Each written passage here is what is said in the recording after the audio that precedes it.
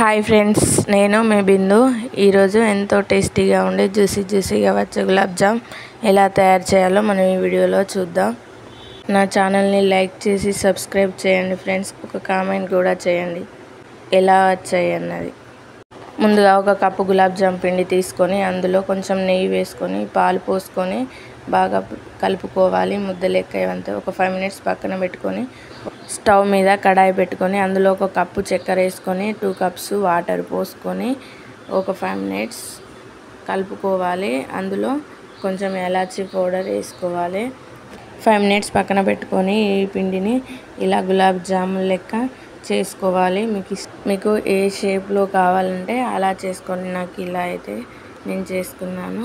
ముందు ఒక కడాయి పెట్టుకొని అందులో ఆయిల్ పోసుకొని అది వేడెక్కాక మీడియం ఫ్లేమ్లో పెట్టుకొని వాటిని ఒక్కొక్కటిగా వేసుకొని కాలనివ్వాలి. బాగా ఇవి ఇలా రంగు చేంజ్ అయ్యేంత వరకు కాలినాక తీసుకొని ఒక బౌల్లో వేసుకొని పక్కన పెట్టుకొని మిగిలినవి కూడా అదే నూనెలో పోసుకొని కాల్చుకోవాలి.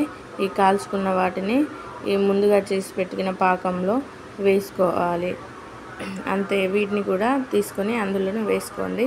అంతే, ఎంతో టేస్టీగా ఉండే గులాబ్ జామ్స్ అయితే రెడీ అయ్యాయి ఫ్రెండ్స్. నేను మళ్ళీ ఎందుకు చేశానంటే ఆ వీడియోలో మంచిగా రాలే, ఫస్ట్ టైం చేశాను కాబట్టి ఈ వీడియోలో మళ్ళీ చూపెట్టడానికి మళ్ళీ చేశాను ఫ్రెండ్స్. సబ్స్క్రైబ్ చేయండి, ఒక కామెంట్ అయినా చేయండి.